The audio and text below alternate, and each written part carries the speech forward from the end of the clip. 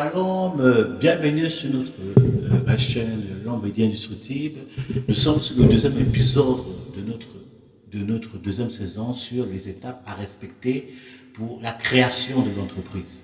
Donc, ne bloquez pas de vous abonner, de liker, de commenter, c'est encourageant et ça fait du bien. Voilà, et nous avons commencé la semaine dernière et déjà nous recevons déjà des bons retours par rapport à cette deuxième saison, tout simplement. Voilà, nous continuons sur l'étape sur cette série d'exhortations et d'encouragement pour la création d'entreprise, sur les étapes qu'il faut respecter pour créer son entreprise. Là, on passe sur le plan administratif. Voilà, vous pouvez consulter l'épisode précédent pour voir qu'est-ce qui a été dit. Aujourd'hui, nous allons continuer. Donc, aujourd'hui, nous allons parler spécifiquement de l'étude de marché. Voilà. Euh, L'étude de marché et l'analyse concurrentielle, ce sont les étapes que nous allons développer, les thèmes que nous allons développer dans la suite. Voilà.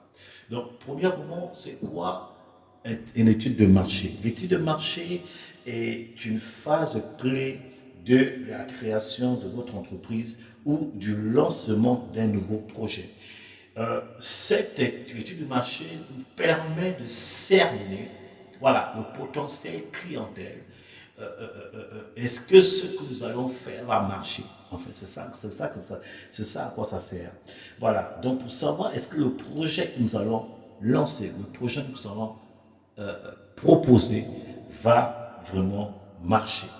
Voilà. Donc, voilà, de peur d'avoir, tu peux avoir une idée, voilà, et l'idée ne va même pas répondre. C'est par exemple, si tu es dans un secteur et tu veux vendre par exemple un stylo, voilà, et dans ton secteur, ils n'ont pas besoin de stylo, voilà, ta vente de stylo ne marchera pas. Alors que l'étude de marché va essayer de cerner le potentiel clientèle. Est-ce que ce que tu vas lancer, l'activité que tu vas lancer, répond à un besoin spécifique? Voilà, c'est ça. Comme j'ai dit dans la première saison, avant de lancer une entreprise, tout ça, l'entreprise doit répondre à un besoin. Donc l'étude de marché va te permettre de savoir, en gros, quel est le besoin de la cité ou bien de la région où tu vas lancer l'activité. Donc si tu lances quelque chose qui ne répond pas à un besoin, alors tu vas investir de ton temps, tu vas investir de ton énergie, tu vas investir de ton argent dans zéro. Voilà. Donc c'est pour cela que, et avant de lancer une activité, il est important de faire d'abord une étude de marché. Voilà. Et cela va vous permettre de réduire les risques. Voilà, va réduire les risques. Voilà. Et ça va même faire de l'économie. Voilà. Vous venez par exemple, vous savez peut-être faire des gâteaux, voilà, des gâteaux beignets, ou bien en Côte d'Ivoire, on peut appeler ça un beau flotto, voilà, et tu vas peut-être en Afghanistan, tu sais faire du beau flotto, tu as besoin de le faire pour vendre, à faire entrer de l'argent, tu fais des beignets en Afghanistan, les beaux photos en Afghanistan, avant de le faire, il faut savoir d'abord, est-ce que l'Afghanistan va aimer, les Afghans vont aimer cela? Est-ce que c'est un besoin de vente là-bas? Si tu fais les beaux photos là-bas, ça ne marchera pas auprès de l'Afghan. Donc c'est pour ça que quand tu as fait une étude de marché, avant de lancer tes beaux photos, tu sais que tu es ivoirien, tu es gabonais, tu es sénégalais, ce sont des plats vraiment de pays. Donc qu'est-ce que tu vas faire? Tu as fait une étude de marché pour essayer de cerner où se situent les Ivoiriens, des Gabonais, en d'autres termes des Africains, donc qui font ce que tu vas proposer, ça fait partie de leur culture, de leur tradition, de leur enfance, et ça va marcher. Ah, tu fais une bonne photo, ça me fait penser au pays, et tu auras une clientèle. Donc si tu fais une bonne photo, tu es en France, et tu vas faire une bonne photo en France, c'est pas tout le monde qui va aimer ça. Alors que si tu le fais parmi les Africains, parmi les gens de ton pays, ça va marcher. Mais c'est l'étude du marché qui va te permettre de cerner où se situent les clients potentiels. Et aussi, l'étude du marché va te cerner de combien de personnes seront intéressées, comme je dis, combien de personnes seront intéressées par l'offre que tu vas proposer. Il y a aussi le pourcentage, excusez-moi, il y a aussi le pourcentage de clients. Voilà, si ce que tu proposes, il n'y a que deux personnes, c'est pas la peine de lancer une entreprise pour deux personnes. S'il y a trois personnes, c'est pas la peine de lancer une entreprise pour trois personnes. Tu peux le faire ça entre vous et tu dis, bon, c'est juste un petit truc, juste pour arrondir les fins du mois, tout ça. Mais de faire, lancer une entreprise juste pour trois clients, ça ne sert à rien. Vous comprenez ce que je suis en train de dire? Là, ce sent l'étude de marché, c'est pour par rapport les trucs administratifs. L'étude de marché te permet aussi de voir la fourchette financière que les clients potentiels peuvent te proposer. Par exemple, tu veux vendre un produit à 100 euros. Et si les clients qui sont autour de toi ont un revenu de 50 euros, ceux que tu vas leur proposer, ils ne vont pas pouvoir acheter parce que le prix du produit est supérieur à leur revenu. L'étude du marché va te permettre de savoir cela. Tout cela. Donc, tu vas dans un secteur où, comment dirais-je, toute la région, les gens ne gagnent que 150 euros, or que ton produit c'est 100 euros ou bien 200 euros, les clients ne viendront pas vers toi. Donc l'étude du marché permet de voir aussi le potentiel financier des poches de tes clients. Je me rappelle d'une de mes disciples qui a lancé son activité dans le domaine de la communication qui m'a dit, oh, qui m'a dit une chose, oh, tu sais qu'il y a des personnes qui me sollicitent par rapport à mon travail, tout cela, et quand je dis un peu, je fais le devis par rapport à mon service, ils disent, ah, c'est trop cher, ah, c'est trop cher. Tout cela, et on s'est dit, non, tu sais, si c'est trop cher, c'est que ces personnes ne sont pas appelées à être des clients. Vu déjà le temps que tu prends, vous savez, être entrepreneur, c'est pas facile. Sortir un produit, les produits dans la communication, les habits, je sais pas quoi, ça prend du temps. Donc tout ça là, c'est un prix à payer. Et voilà. Et puis, si ton produit, je vais encourager à quelqu'un, si ton produit est supérieur aux personnes qui viennent à toi, ne frustre pas, c'est que ton produit ne correspond pas aux personnes. Donc les personnes qui ont le potentiel financier, la poche qu'il faut, viendront vers toi si tu persévères et tu modifies ta stratégie pour les atteindre. Voilà, donc c'est aussi l'étude du marché te permet de voir aussi le potentiel financier, le potentiel de la poche de tes clients. Comme ça, tu sauras où tu vas t'installer. C'est pour ça qu'il y a des entreprises qui ne sont pas installées partout. Il y a des entreprises qui ne peuvent pas s'installer dans les HLM, comment dirais-je, dans les favelas, dans les bidonvilles. Non, parce que ceux qui proposent, les personnes qui vivent dans les favelas, les bidonvilles, ne peuvent pas acheter. S'ils vont là-bas, ils vont perdre. Donc c'est pour ça qu'il y a des entreprises qui s'installent dans des quartiers où les personnes peuvent venir acheter parce que sur leur poche, voilà, c'est pour ça qu'il y a des entreprises spécifiques qui visent des quartiers, des gens qui sont bien installés financièrement parce qu'ils savent que ce qu'ils proposent, les clients, les gens, les habitants de ce secteur peuvent pouvoir acheter. C'est très important. Il faut aussi penser à ça. Voilà. Est-ce que les clients que tu as proposés, leurs poches peuvent acheter ce que tu proposes comme produit? Donc, il faut voir tout ça pour pouvoir bien prospérer. C'est pour ça qu'il y a des personnes qui lancent des produits, ouais, les personnes ne viennent, oh, ça ne marche pas, je ferme. Il y a beaucoup de jeunes entrepreneurs qui ferment parce qu'ils ne font pas d'abord d'études de marché, ils ne voient pas d'abord, ils ne voient pas si le produit qu'ils vont poser correspond. Parce que l'idée que tu as ne peut pas correspondre peut-être pour la France, mais ça peut correspondre peut-être en Afrique. L'idée que tu as ne correspond pas peut-être pour l'Afrique, mais ça peut correspondre aux États-Unis. C'est pour cela que l'étude de marché, c'est important. C'est pour ça qu'avant de lancer une entreprise, il faut vraiment prendre du temps à voir tous ces points. Déjà, le besoin, les poches des clients. Est-ce que tu corresponds à tout ça?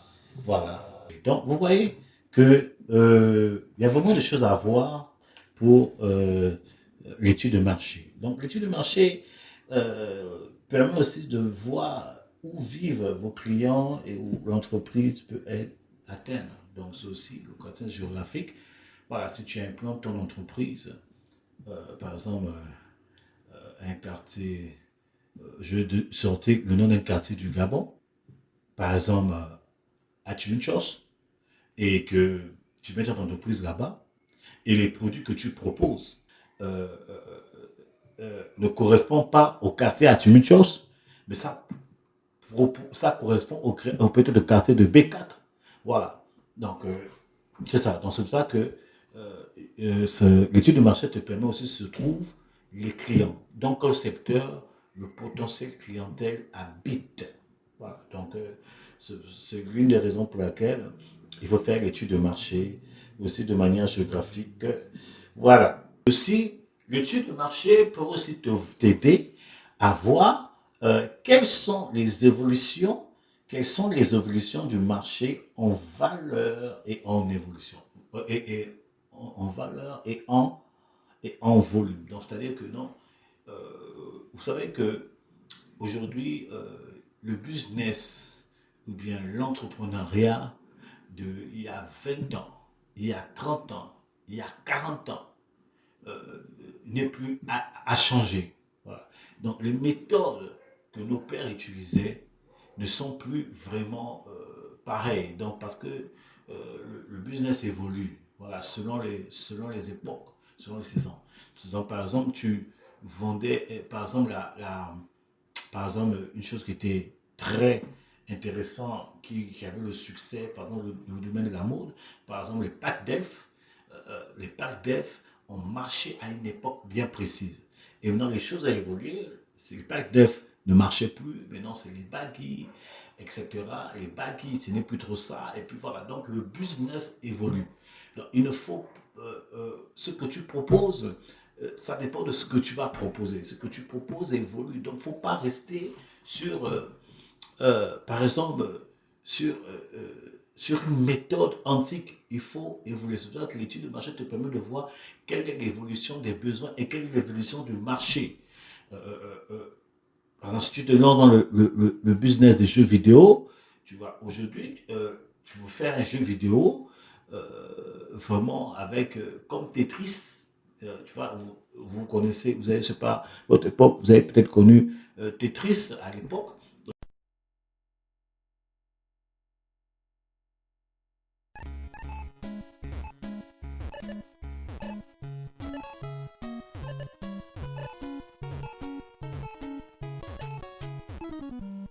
Dans les années 80, 90, bah, c'était un jeu qui marchait vraiment. Relancer Tetris aujourd'hui, c'est un peu délicat. Ça, c'est juste les personnes de cette époque qui vont peut-être venir prendre ça. Mais non, la marge du marché, ils ne vont pas trop s'intéresser. Ça fait, aujourd'hui, c'est plus Tetris. Aujourd'hui, c'est PlayStation 5, Xbox Series S, voilà, Xbox Series X. Les jeux ont évolué.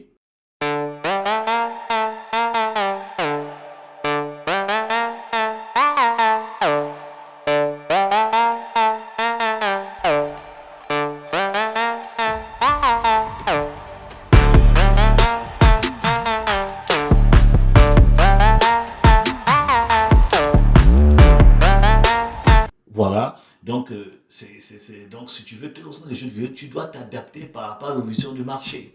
Que ce soit même les véhicules. Tu vas plus acheter. Même ils ont essayé de faire la coccinelle. Voilà. La coccinelle, c'est une style de voiture qui a marqué à l'époque. Ils ont essayé de relancer ça. Mais en relançant la coccinelle, vous avez vu que ils ont essayé d'adapter selon la saison, selon l'évolution du marché. Coccinelle, oui, pour rappeler l'époque, mais selon la réalité actuelle. Donc c'est ça. Donc c'est important quand tu veux lancer dans le business, dans les affaires actuelles. Il est important aussi, l'étude de marché te permet aussi de voir l'évolution du marché. Donc c'est pour dire que quoi? Les affaires ne doivent pas être statiques. Les affaires, les business en entreprise que tu veux lancer ne doivent pas être statiques par rapport au produit. Tu dois évoluer, tu dois suivre le mouvement toujours dans le bon sens. Tu dois suivre le mouvement par là. Et c'est comme ça. Donc, tu dois pas rester statique. Tu dois suivre le mouvement pour évoluer selon les époques, selon les générations. Voilà. Peut-être tu as aimé peut-être un produit, tu veux rester comme ça, mais les choses évoluent. Donc tu as ce moment pour pouvoir continuer à être à la page et continuer à vendre tes produits, continuer à être truc. Voilà. Donc c'est une étude de marché. C'est pour ça que quand tu veux lancer une entreprise, il faut être prêt à évoluer. Par exemple, même dans le domaine de certaines structures, tu voyais même que même les logos évoluent. Parce que l'époque change, les choses évoluent. Il y a la nouvelle technologie qui est en train de s'améliorer. Donc tu es obligé de, même les logos changent. Voilà, qu'on voyait Nike au début et Nike actuellement Le logo a changé. Alors, on écrit forcément NAC. Aujourd'hui, tu n'as plus besoin d'écrire NAC, juste la virgule suffit. À un moment donné, tu n'as plus besoin d'écrire ni NAC, ni la virgule. C'est maintenant just do it. Vous comprenez ce que je suis en train de te dire? Just do it. Quand tu vois just do it, tu sais que ça c'est Nike. Voilà. Donc les choses évoluent. Et c'est pour ça qu'il faut être prêt à accepter le changement. Il faut être prêt à s'adapter à l'évolution. C'est pour ça que quand tu es sur une entreprise, tu veux vivre longtemps dans le temps avec ton entreprise, il faut être prêt à te renouveler. Et c'est l'étude de marché qui va te permettre de te renouveler. Voir quelle est la tendance actuelle, comment répondre aux besoins actuels. En 2020, tu avais le succès. Maintenant, en 2000, tu avais le succès. Maintenant, en 2020, voilà, les besoins ont évolué. Maintenant, tu vas t'adapter aux besoins actuels par le nom de Jésus. Nous sommes en 2024 aujourd'hui. Les besoins aussi évolué. Maintenant, c'est comme ça. Tu dois t'adapter et évoluer. Tu vas te mettre par exemple dans la restauration. Aujourd'hui, les choses ont évolué. La connaissance a augmenté. Maintenant, les gens savent que maintenant, il y a des trucs là, ça ne passe plus parce que les gens prennent de plus en plus conscience qu'ils veulent vivre longtemps. Donc, il y a même des trucs qu'ils ne vont plus acheter à manger. Donc, il y a déjà besoin plus de produits bio, de plus manger sain. Voilà, j'ai découvert, permettez-moi de le dire, on a découvert un restaurant, voilà, voilà, et j'ai vu que ce restaurant propose des produits sains, et quand on est parti, j'ai vraiment aimé, ça correspond maintenant aux besoins actuels. Voilà, quand vous voyez sur ma page, je parle beaucoup, à un moment donné, je parle un peu, je mets des vidéos sur le sport, prendre soin de sa personne, donc, à un moment donné, c'est ça un besoin qui évolue, donc, si tu veux vivre longtemps dans la restauration, à un moment donné, tu es obligé de t'adapter. Si tu veux faire ajouter des choses pour t'adapter, bio. Donc, l'étude du marché te permet de t'adapter et voir l'évolution des choses. Donc, il ne faut pas être coincé. OK? Il ne faut pas être coincé. Il faut savoir s'évoluer et voir s'adapter par rapport aux besoins qui ne fait que changer. En tout cas, ce qui est sûr, euh, euh, euh, ce qui est sûr et certain, l'homme change. L'homme, les humeurs des hommes changent, les besoins de l'homme changent. Donc, tu vas pas dire je reste comme ça, c'est comme ça, parce que moi j'aime bien aimer. Si tu veux vivre longtemps dans ton entreprise, tu veux prospérer longtemps dans ton entreprise, tu es obligé de changer et d'évoluer. Vous allez voir par exemple même McDonald's qui faisait ravage euh, euh, avec un menu spécifique double Mac ou bien Mac quoi là, je ne me rappelle plus, tout ça qui a fait tapage à un moment donné. Et comme par exemple Burger King est sorti, voilà, les gens commençaient à partir à Burger King, McDonald's a lancé le concept des menus temporaires qui correspondaient aux besoins actuels. Les wings. Au début, le McDonald's ne faisait pas beaucoup de wings. Mais lorsque Burger King est arrivé, lorsque KFC est lancé, ils ont commencé à faire de lancer des wings. Comme Burger King est venu, Burger King a commencé à prendre tout le marché. McDonald's, pour maintenir la clientèle et attirer encore les gens, tout ça là, ils ont commencé à lancer des concepts comme euh, euh, euh, euh, qui correspondaient un peu à ce que KFC est en train de proposer. Et c'est là qui fait en sorte que les clients se sont maintenus parce qu'ils disent, ah, ce qu'on cherche là-bas, McDonald's, c'est la même chose. Vous voyez un peu? Donc c'est ça. C'est ça. Donc, il faut avoir un peu cette intelligence d'étudier les besoins évolués. Qu'est-ce qu'il faut faire pour faire que les gens restent encore avec moi? Voilà. Par exemple, tu lances des t-shirts. Voilà. Les t-shirts, ça marche. Mais à un moment donné, les choses vont évoluer. Les gens disent, bon, il n'y a que les t-shirts. Nous, on aimerait avoir ça. Qu'est-ce que tu peux proposer pour pouvoir maintenir et attirer de nouveaux clients? Parce que les besoins, l'homme change. L'homme a besoin de quelque chose de nouveau à chaque reprise. Donc, une entreprise qui se ne renouvelle pas ne peut pas vivre longtemps. Toutes les entreprises qui prennent le courage de se renouveler et parfois même de changer certaines choses, ils sont des entreprises qui perdurent comme Nike, comme Adidas, comme Puma, comme Jordan, comme McDonald's, comme Burger King, comme KFC, comme toutes les grandes entreprises qu'on connaît aujourd'hui, qui ont fait plus de 10 ans, 20 ans, 30 ans, parce qu'ils ont eu le courage de, comment dirais-je, de s'adapter à l'évolution du marché.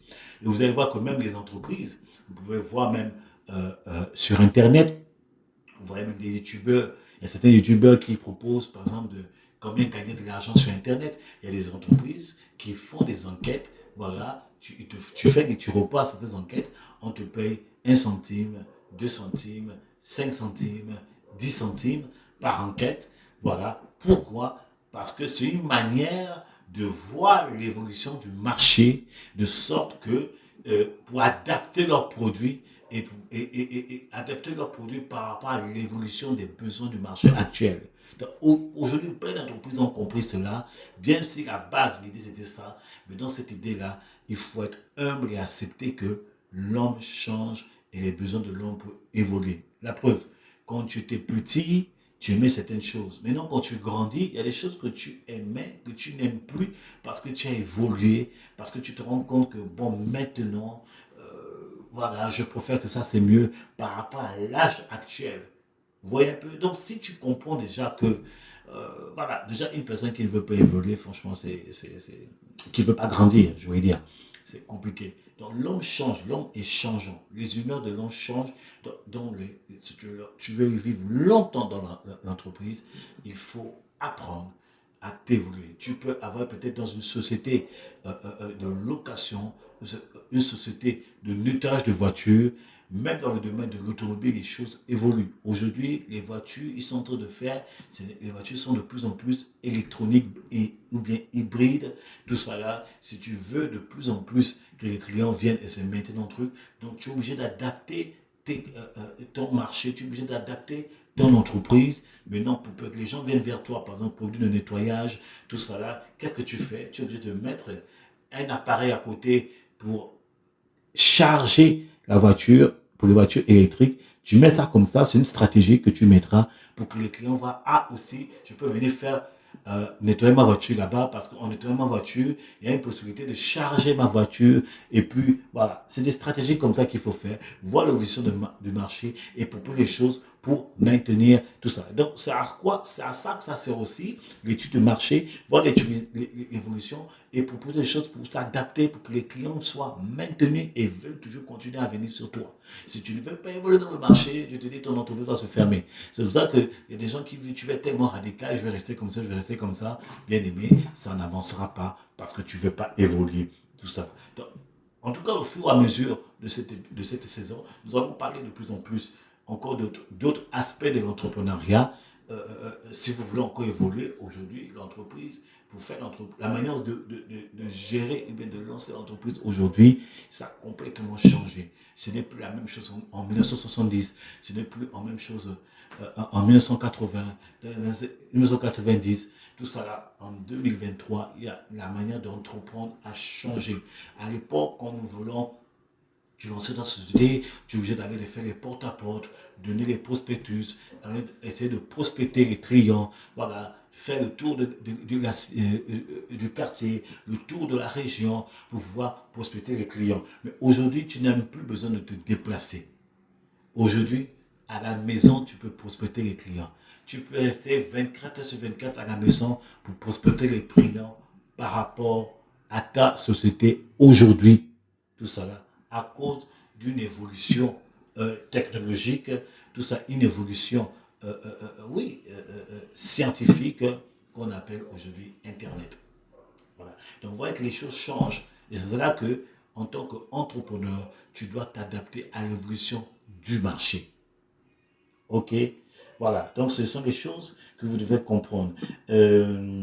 Pour pouvoir faire une étude de marché, par exemple, il y a peut-être 4 ou 5 questions qu'on peut se poser pour commencer à faire une étude de marché, pour travailler une étude de marché. Et quels sont les types de stratégies ou bien de questions qu'on doit faire? Premièrement, on doit faire des enquêtes. Comme j'ai parlé tout à l'heure, les enquêtes, les entreprises font des enquêtes au travers d'Internet. Tu peux recevoir un mail, il vient par ce qu'on appelle les cookies. Voilà, les cookies, quand tu te connectes dans le site, parfois on te demande de valider les cookies. Et ces cookies permettent en fait à l'entreprise de détecter les prospects, les prospects potentiels. Oui, ils peuvent envoyer des enquêtes par mail et pour savoir, voilà, on vient vers vous, on propose tel produit, on va vous poser les questions juste quelques minutes, voilà, tout ça là, par les enquêtes. Vous allez même voir quand vous achetez même un produit sur Amazon, je ne sais pas si vous avez remarqué, quand vous achetez un produit sur Amazon, lorsque le produit est livré, Amazon vous envoie une notification par mail et par ce mail, on vous demande 5 minutes juste pour répondre à cette question. Comment vous allez trouver le service, comment vous allez trouver la qualité de produit, tout ça là, donner un commentaire, tout ça là. C'est une forme d'enquête. Voilà. Et ça va aider à évaluer l'évolution du besoin du client. C'est très, très important. Tout ça là. Voilà. Les enquêtes. Deuxième point, des questionnaires. C'est ce que je viens de dire. Dans l'enquête, on se devoir de prospecter les clients en posant des questions. Voilà. Quel est ton âge? Voilà, où tu es né? Voilà, qu'est-ce que tu aimes, qu'est-ce que tu n'aimes pas, etc., etc. Ça permet d'évaluer un peu l'évolution des besoins pour la saison. Voilà. Le groupe, je peux se faire par des groupes de discussion. Aujourd'hui, les groupes de discussion peuvent se font aujourd'hui au travers de Telegram, au travers de WhatsApp, au travers de certaines plateformes. Oui, il peut proposer aux personnes de rentrer dans un groupe de discussion, même des sites. Et les sites même, ils ont des plateformes qui font des groupes de discussion où on peut échanger. Voilà, qu'est-ce que vous en pensez de notre entreprise? Qu'est-ce qu'il faut améliorer?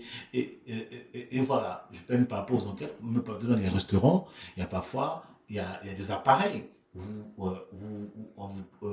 vous disiez c'était bien, vous posez sur le vert, le jaune et le rouge. Voilà. Et par rapport à ça, ce sont des formes d'enquête. Dernièrement, on est parti dans un restaurant qu'on a découvert. Ils nous ont remis des flyers. Et dans les flyers, on filmait le, le- le- la barre, tout ça là. Et là, on partait sur leur site pour dire comment vous allez trouver l'ambiance, quel est le plat que vous avez choisi, etc., etc. Et puis, ils ont proposé, en fait, aussi de d'avoir une carte d'abonnement avec des promotions. Ce sont des stratégies comme ça. Des stratégies comme ça pour entretenir la clientèle. Bien aimé, c'est bien beau de vendre, c'est bien beau d'entreprendre, mais il faut aussi trouver une stratégie aussi pour maintenir ou bien de fidéliser la clientèle. Amen. Non, le truc, ce n'est pas seulement de vendre, il faut fidéliser les clients, il faut que les clients se sentent à l'aise. Dans le monde anglophone, particulièrement aux États-Unis, on dit que le client est roi. Voilà, tu dois mettre le client à l'aise. Tu dois mettre le client à l'aise. Il faut qu'il se sente bien, bien reçu. Ce sont des choses comme ça. On nous a dit dans nos formations, on a dit que non, la première impression, c'est ce qui compte. Donc, quand tu es le premier client, il faut donner une bonne impression. Tout ça. Voilà, à l'époque, bon, les choses ont changé. À l'époque, après combien d'années j'étais loin de mon pays, et quand je suis reparti dans mon pays, je faisais un centre commercial. On partait beaucoup au centre commercial qu'on appelle Mbolo, voilà, ou Casino, mais c'est plus Mbolo par rapport au pays. J'étais parti là-bas parce que c'était nostalgique pour moi. Ça fait des années que je n'étais pas chez moi. Et j'étais tellement choqué. J'étais choqué. J'étais choqué de l'accueil que j'ai reçu par rapport aux caissières. Tu dis bonjour, tu es content, tu es chez toi, tu dis bonjour à la caissière ne te répond même pas. La manière dont elle te dit le prix des courses, c'est comme si en fait tu l'as dérangée.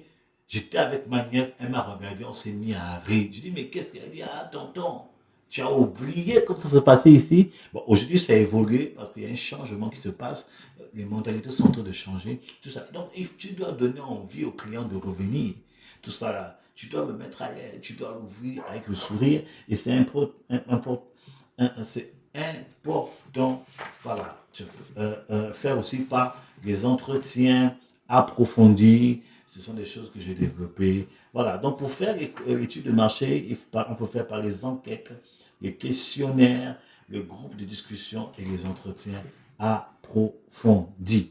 Voilà. J'espère que ce moment vous a vraiment ouvert l'esprit.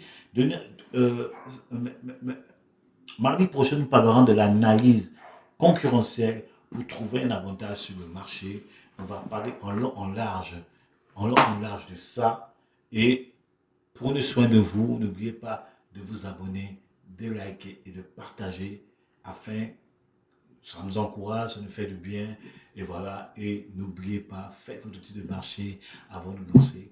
Et on parlera de l'analyse concurrentielle, on parlera des trucs plus importants, comment il faut analyser par rapport à la concurrence. Parce que quand tu lances un produit, tu n'es peut-être pas la seule personne qui a eu la même idée. Donc, on va dire un peu comment il faut faire par rapport à ça, afin que tu puisses lancer ton entreprise dans la victoire et dans la grâce. Passez une très bonne journée et mardi prochain pour la suite. Shalom.